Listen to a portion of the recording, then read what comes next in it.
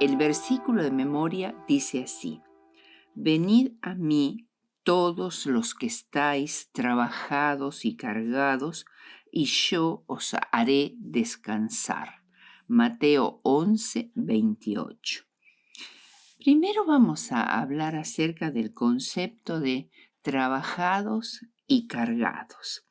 En la lección de esta semana vamos a analizar unos cuantos versículos que están en el Evangelio de Mateo capítulo 11, en los cuales nuestro Señor Jesús nos hace comprender nuestra urgente necesidad de verdadero descanso.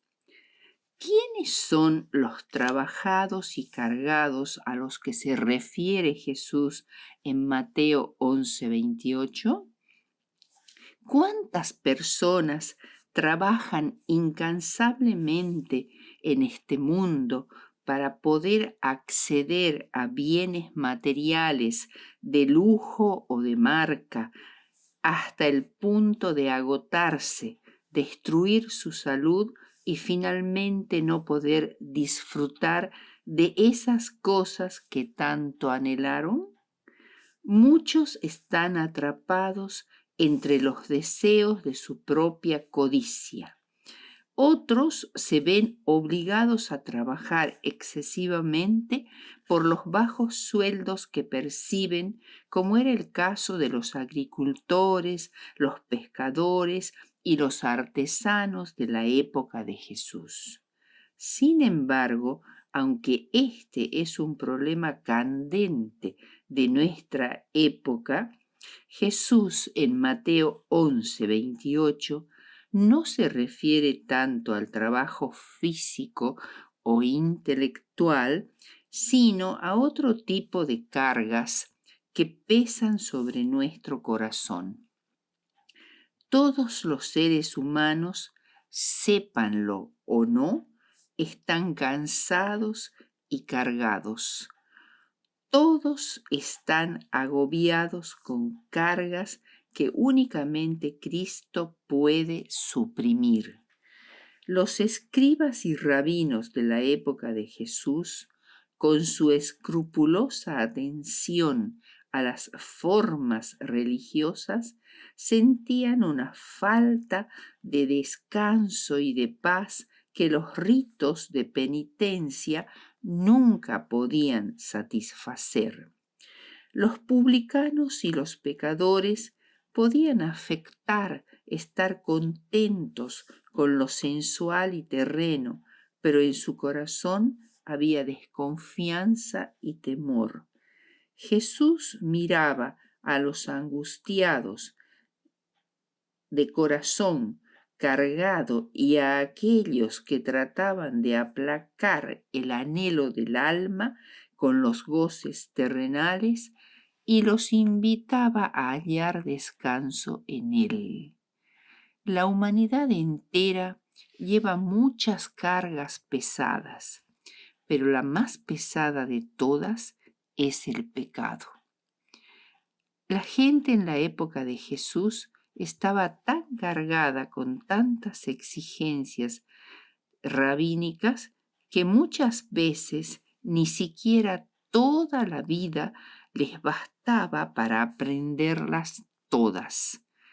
En vez de dar descanso al alma pecadora, esas exigencias solo servían para extinguir en el pueblo cualquier chispa de vida y de esperanza que pudiera quedar.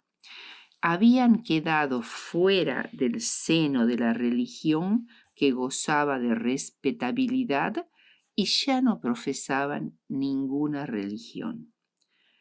También nosotros actualmente estamos agobiados y cargados, aún hasta con preocupaciones legítimas y también espirituales, como fue el caso de Moisés, que desfalleció todo un día tratando de solucionar los litigios del pueblo de Israel, o el caso de Pablo, que en 2 de Corintios 11, 28 y 29 dice: y además de otras cosas, lo que sobre mí se agolpa cada día, la preocupación por todas las iglesias. ¿Quién enferma y yo no enfermo? ¿A quién se le hace tropezar y yo no me indigno? Pablo tenía problemas que surgían constantemente en las iglesias y le producían un cuidado anheloso y gran ansiedad. Venid a mí. Esta es una decisión personal, absolutamente libre. Él no nos presionará para que vayamos hacia Él. Nos invita bondadosamente, nos impresiona con su espíritu, pero la decisión es nuestra. Significa reconocer nuestra incapacidad para llevar la carga y entregársela a Él, sabiendo y creyendo que Él es más grande que el problema, que la dificultad, que el desafío que nos desvelan. Cualesquiera sean nuestras ansiedades y pruebas, presenta tu caso ante el Señor. Tu espíritu será fortalecido para poder resistir. Se te abrirá el camino para librarte de estorbos y dificultades. Cuanto más débil e impotente te reconozcas, tanto más fuerte llegarás a ser en su fortaleza. Cuanto más pesadas sean tus cargas, más bienaventurado es el descanso que hallarás al echarlas sobre el portador de las cargas de la humanidad. Deseado de todas las gentes, 2.96. La congoja es ciega y no puede discernir el futuro, pero Jesús ve el fin desde el principio. En toda dificultad, Él tiene un camino preparado para dar alivio. Tiene 1000 maneras para proveernos de lo que necesitamos, de las cuales no sabemos nada. Los que aceptan el principio de dar al servicio y la honra de Dios el lugar supremo, verán desvanecerse las perplejidades y percibirán una clara senda delante de sus pies. Deseado de todas las gentes, página 297. La siguiente indicación que Cristo nos da después de venid a mí es llevad mi yugo. Esta palabra yugo, común para los oyentes de Cristo del siglo I, parece extraña a nuestros oídos. Los judíos usaban la palabra yugo con el sentido de someterse a. Hablaban así del yugo de la ley, de los mandamientos, del reino, del yugo de Dios, también del yugo romano que pesadamente estaba sobre ellos. Tomar el yugo de Cristo es someterse a su voluntad. Cuando se colocaba el yugo alrededor del cuello del buey, el animal se sometía a la dirección de su amo. Mi yugo es fácil, dice Jesús. Y esta palabra fácil en griego puede significar bien ajustado o a medida. En Palestina, los yugos de buey se hacían de madera. Traían al buey y le tomaban las medidas. Luego se desbastaba el yugo y se lo volvía a traer al buey para probárselo. El yugo se ajustaba cuidadosamente para que le quedara bien y no lastimara el cuello de la paciente bestia. El yugo se hacía a la medida del buey.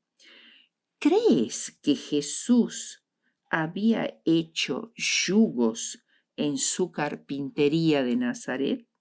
Se habla de una leyenda que dice que Jesús hacía los mejores yugos de buey de toda Galilea y que gente de todas partes acudían a él para comprar los mejores yugos que ese oficio podía aportar. De la misma manera, el yugo que Jesús pone alrededor de nuestro cuello para unirnos a él nos encaja perfectamente. Él llega a ser nuestro socio en el servicio y se une a nosotros. Nos dice, la vida que te doy no es una carga para ti. Tu tarea está hecha a la medida de tus necesidades y habilidades. Por eso Pablo también dice, no os ha sobrevenido ninguna tentación que no sea humana, pero fiel es Dios, que no os dejará ser tentados más de lo que podéis resistir, sino que dará juntamente con la tentación la salida para que podáis soportar. Primera de Corintios 10:3. El yugo es un instrumento de servicio y es esencial para que el trabajo del animal sea eficaz. Hemos de tomar su yugo sobre nosotros con el fin de llegar a ser colaboradores con él. Aprended de mí.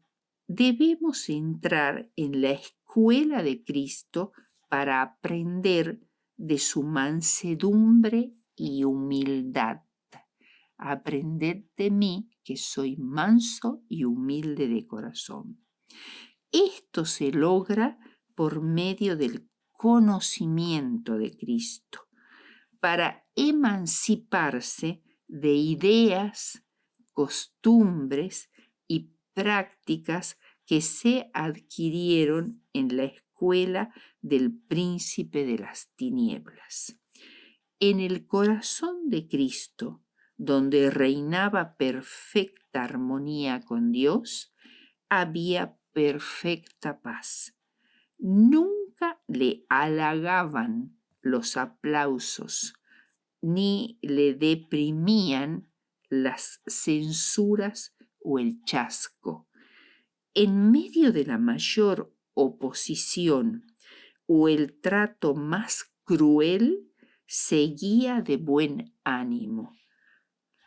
Comprenderemos que el valor de nuestra obra no consiste en hacer ostentación y ruido en el mundo, ni en ser activos y celosos en nuestra propia fuerza. El valor de nuestra obra está en proporción con el impartimiento del Espíritu Santo. El Señor dice, tú le guardarás en completa paz, cuyo pensamiento en ti persevera, porque en ti se ha confiado. A medida que entremos por Jesús en el descanso, empezaremos aquí a disfrutar del cielo. En el cielo no habrá más hambre ni sed, y el sol no caerá más sobre ellos, ni otro ningún calor, porque el Cordero que está en medio del trono los pastoreará y los guiará a fuentes vivas de aguas, y Dios limpiará toda lágrima de los ojos de ellos. Apocalipsis 7, 15 al 17. Y finalmente, el último punto de esta lección corta pero significativa, muy significativa, es: mi yugo es fácil y ligera mi carga. Muchos consideran a la ley como pesada, difícil de cumplir o irrelevante. Sin embargo, con el yugo de Cristo, la ley de Dios será agradable y llegaremos a descubrir su belleza y sabiduría. Estad, pues, firmes en la libertad con que Cristo nos hizo libres, y no estéis sujetos otra vez al yugo de esclavitud. Gálatas 5:1. Los gálatas habían salido de la esclavitud de la idolatría pagana cuando recibieron el Evangelio de Pablo. Pero aceptar los principios del legalismo judío sería volver a un estado similar de servidumbre. El yugo de esclavitud del pecado o del legalismo que pretende obtener la salvación por nuestras propias obras manchadas de pecado son similares. Nuestra carga se hace más liviana porque Cristo nos ayuda a llevarla, y no solo Él, sino que, como dice Gálatas 6:2, sobrellevad los unos las cargas de los otros y cumplid así la ley de Cristo.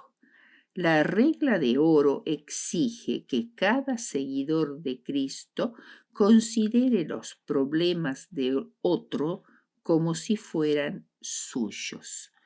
Cristo vino a la tierra como el gran portador de las cargas del hombre, y nosotros debemos compartir este sentir con Cristo al ayudarnos unos a otros a llevar nuestras cargas.